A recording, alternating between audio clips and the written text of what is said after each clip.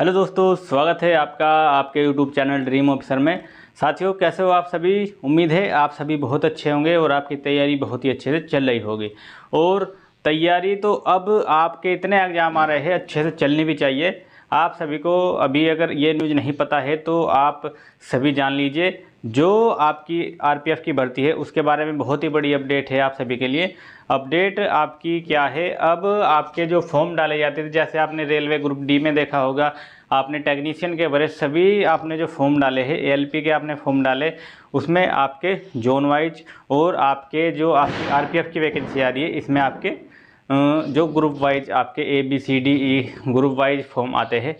मगर यही आप सभी के लिए अपडेट है, ये आपका ग्रुप वाइज जोन वाइज ये सिस्टम अब ख़त्म हो चुका है। क्योंकि अभी ऑफिशियल तो चलिए मान लीजिए नोटिस नहीं आया है, मगर ये न्यूज़ देख लीजिए आप, ये न्यूज़ है, इसमें साफ साफ आपको कहा गया है कि अब आपके जोनवार और आपके ग्रुप वाइज अब आपके फॉर्म नहीं डाले जाएंगे और किसी भी स्टूडेंट को किसी भी जोन से स्पेशली भरने की ज़रूरत नहीं है। अब आपकी ऑल इंडिया एक ही मेरिट लगेगी।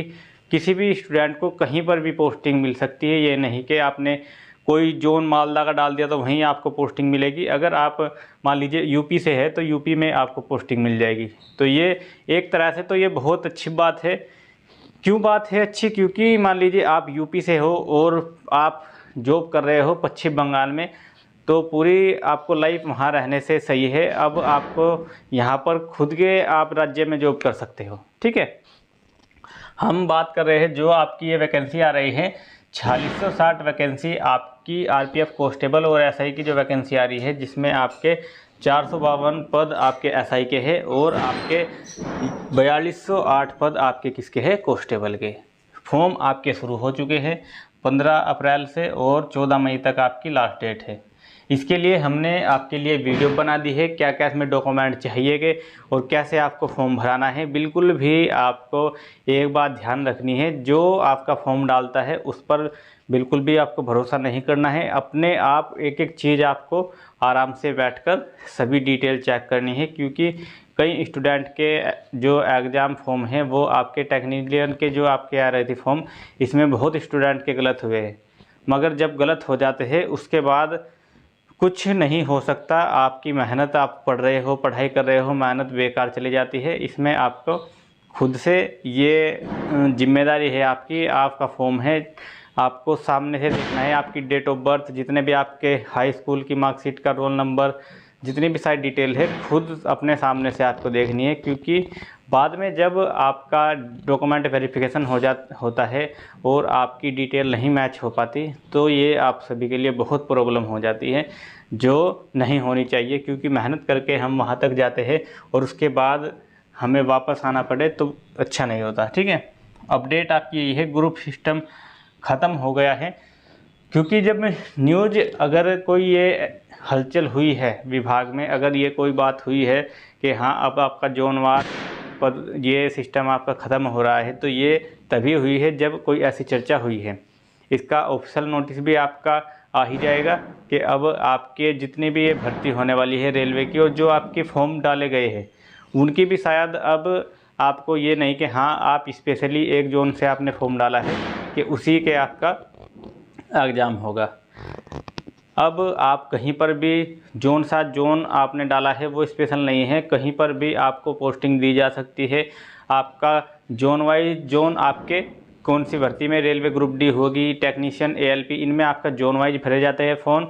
और इसमें जो आपके आरपीएफ की वैकेंसी थी इसमें आपके ग्रुप वाइज भरे जाते हैं। ग्रुप में और जोन में बस ज़्यादा फ़र्क नहीं है, बस इतना ही फ़र्क है कि जो जोन होते हैं उन्हें एक ग्रुप में 3-4 जोन ले लिए जाते हैं, जब भी आपके ABCDE जोन ग्रुप में डिवाइड कर दिए जाते हैं, जिससे अलग अलग टोटल जोन लगभग इतने जोनों को एक साथ में फॉर्म इसमें नहीं भराए जाते हैं। इसमें सभी को तीन चार के लगभग ऐसे करके जोन को आपके ग्रुप में डिवाइड कर दिया जाता है। ठीक है, तो ये आप सभी के लिए बहुत ही महत्वपूर्ण बात है।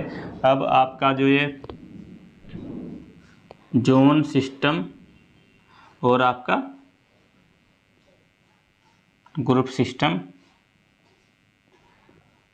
ख़त्म हो गया है, क्योंकि ये बात अगर अभी आपको पता होगी तो आप उसी आधार पर आपको मेहनत करनी है। आपको पता है जब आप ग्रुप वाइज या जोन वाइज आप फॉर्म डालते थे तो किसी जोन की आपकी मेरिट मान लीजिए 40 पर लग गई है तो किसी की आपकी लग रही है 70 प्लस पर, तो ये जोन के वाइज आपको फ़ायदा मिल जाता था और आपका सिलेक्शन आराम से हो जाता था। मगर अब जो आपकी कट ऑफ है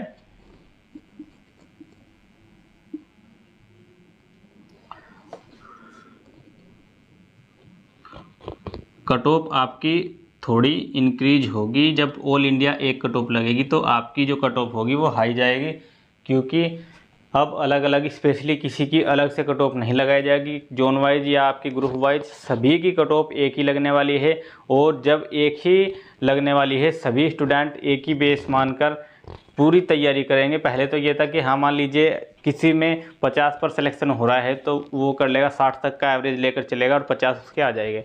मगर अब क्या है, अब सभी की 60-70 प्लस जितनी भी आपकी मेरिट लगेगी तो सभी को एक ही बेस लेना पड़ेगा और सभी ज़्यादा से ज़्यादा मेहनत करने की कोशिश करेंगे। ठीक है, तो ये आप आप सभी के लिए खुशी की बात इसलिए है, थोड़ी खुशी की बात इसलिए है कि आप अपने ही प्रदेश में जॉब कर सकते हैं, और बेकार बात यह है कि अब आपका कंपटीशन बढ़ गया है। इतनी ही आप अपनी तैयारी बढ़ा दीजिए। बाकी यही आप सभी को बताना था। ऐसी ही अपडेट आप सभी को सबसे पहले, ये अपडेट जितनी भी आपकी भर्ती से जुड़ी हुई अपडेट है यहाँ पर सबसे पहले दी जाती है। अगर आपको जानकारी पसंद आए तो चैनल के साथ रेगुलर जुड़े, चैनल को सब्सक्राइब करके बेल आइकन ऑन कर लीजिए। फिर मिलते हैं नेक्स्ट अपडेट में, तब तक के लिए सभी को जय हिंद, वंदे मातरम।